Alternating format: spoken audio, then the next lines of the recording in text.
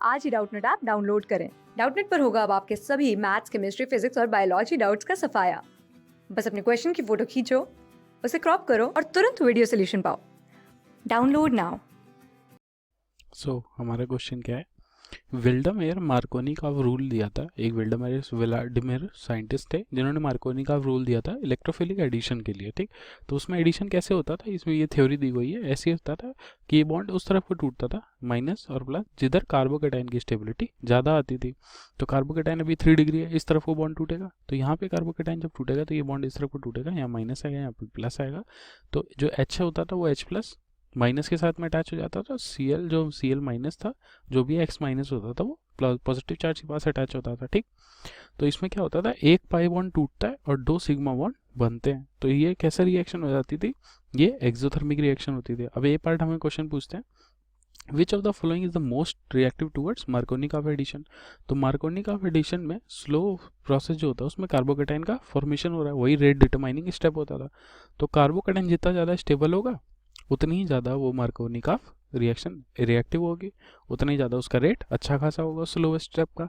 तो इसमें कार्बोकेटाइन की स्टेबिलिटी डिसाइड करती है। तो इसमें कार्बोकेटाइन ए, बी, सी और डी में सबसे ज़्यादा स्टेबल कार्बोकेटाइन किस में बनेगा, बी पार्ट में बनेगा। क्योंकि देखो, अगर ये इस बॉन्ड को अगर हम तोड़ेंगे, यहाँ पे ओ है, सॉरी मैं ठीक से नहीं बनाया, यहाँ पे ओ है। ठीक, अब ओ के पास में लोन पेयर्स हैं। अगर ये बॉन्ड, ये जो बॉन्ड था पाई बॉन्ड, ये बॉन्ड इस तरफ को टूटेगा तो यहाँ पे माइनस आएगा, यहाँ पे प्लस आएगा। अब जो कार्बोकेटाइन जो यहाँ पे बनेगा वो ओ के लोन पेयर के साथ में रेजोनेंस कर रहा है, यहाँ पे माइनस आएगा, यहाँ पे प्लस आएगा। तो ओ के लोन पेयर के साथ में जब वो रेजोनेंस करेगा कार्बोकेटाइन तो सबसे ज़्यादा स्टेबलाइज करेगा।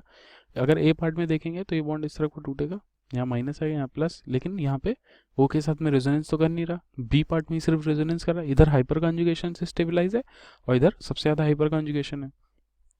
तो डी और सी में डी ज़्यादा स्टेबल होगा सी से, क्योंकि डी में कार्बोकेटाइन जो बनेगा उसके पास हाइपर कंजुगेशन ज़्यादा होंगे सी के कंपैरिजन में, और 3 डिग्री कार्बोकेटाइन बनेगा। ठीक, लेकिन जो बी पार्ट में रेजोनेंस स्टेबलाइज कर रहा है, तो सबसे ज़्यादा स्टेबल जो इंटरमीडिएट बन रहा है वो बी पार्ट में बन रहा है। तो मार्कोनी का एडिशन रिएक्शन जो रेट डिटरमाइनिंग स्टेप है कार्बोकेटाइन का फॉर्मेशन, तो जितना ज़्यादा स्टेबल बनेगा उतना ही ज़्यादा उसका रेट होगा, तो उतनी ज़्यादा वो रिएक्शन रिएक्टिव होगी।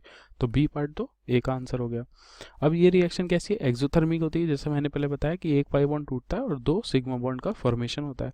तो ये रिएक्शन कैसी एक्सोथर्मिक होती है। अब एक्सोथर्मिक रिएक्शन का ग्राफ कैसे आएगा, एक्सोथर्मिक रिएक्शन का ये ग्राफ कुछ ऐसा आएगा।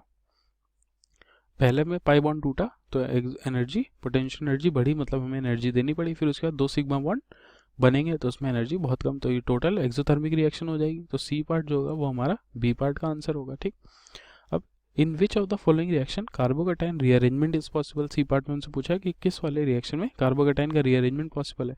तो ए पार्ट में देखते हैं कार्बोकेटाइन बनेगा कैसे, CH3 CH double bond CH2 है। अब ये बॉन्ड कैसे टूटेगा, ये बॉन्ड ऐसे टूटेगा, माइनस इधर प्लस। अब ये जो पॉजिटिव चार्ज बन रहा है इधर पे CH3 CH CH पॉजिटिव, यहाँ पे H प्लस अटैच हो जाएगा। जो HCl से रिएक्शन अगर हम करा रहे हैं तो H प्लस Cl माइनस टूटेगा। अब ये कार्बोकेटाइन अभी 2 डिग्री है, अगर इसका रीअरेंजमेंट हो जाए और इधर से हाइड्राइड जो ये लगी है ये शिफ्ट हो जाए इस तरफ को, तो ये कार्बोकेटाइन क्या 3 डिग्री हो जाएगा, तो ये और ज़्यादा स्टेबल हो जाएगा। तो इसकी जो फेवरेबल कंडीशन है शिफ्टिंग के लिए, तो ये इसमें शिफ्टिंग होगी, इसमें रीअरेंजमेंट होगा। तो ए पार्ट में तो रीअरेंजमेंट हो रहा है, तो ए पार्ट तो हमारा आंसर हो जाएगा। ठीक, अब बी पार्ट में अगर हम देखेंगे तो बी पार्ट में 3 मेथिल ग्रुप लगे हुए हैं। तो बी पार्ट में CH3 CH3, यहाँ पे CH3। ठीक, 3 CH3 और यहाँ पे CH पॉजिटिव बनेगा, यहाँ पे CH3 बनेगा, माइनस H प्लस अटैच हो जाएगा। अब ये कार्बोकेटाइन अभी 2 डिग्री है, अगर यहाँ से मेथिल शिफ्ट हो जाए, मेथिल शिफ्ट हो जाएगी तो ये 3 डिग्री बन जाएगा। तो CH3 CH3 कार्बोकेटाइन CH3 और यहाँ पे CH3। तो अब इसमें मेथिल शिफ्टिंग होने की वजह से रीअरेंजमेंट होने से कार्बोकेटाइन की स्टेबिलिटी बढ़ रही है, 3 डिग्री में आ रहा है, तो इसमें भी रीअरेंजमेंट होगा। अब अगर इसमें देखा जाए तो ये PH CH2 CH double bond CH2 है।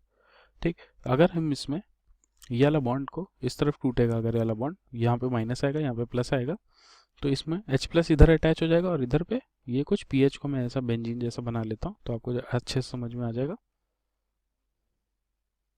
ये डबल बॉन्ड, ये डबल बॉन्ड, ये डबल बॉन्ड, यहाँ पे CH2, यहाँ पे CH पॉजिटिव और यहाँ पे CH3 आ जाएगा। अब ये कार्बोकेटाइन अगर इससे इधर आ जाए और H का इधर शिफ्ट हो जाए तो ये कार्बोकेटाइन रिंग के साथ में रेजोनेंस करने लगेगा, तो इसमें भी स्टेबिलिटी बढ़ रही है, तो इसमें भी C पार्ट भी रीअरेंजमेंट होगा। तो इसका आंसर क्या हो जाएगा? इसका आंसर D पार्ट हो जाएगा, ऑल ऑफ दिस। ठीक है, थैंक यू। क्लास 6 से 12 से लेके नीट, IIT, JEE मेंस और एडवांस के लेवल तक 10 मिलियन से ज़्यादा स्टूडेंट्स का भरोसा। आज ही डाउनलोड करें डाउटनेट ऐप या व्हाट्सएप कीजिए अपने डाउट्स 8400 400 400 पर।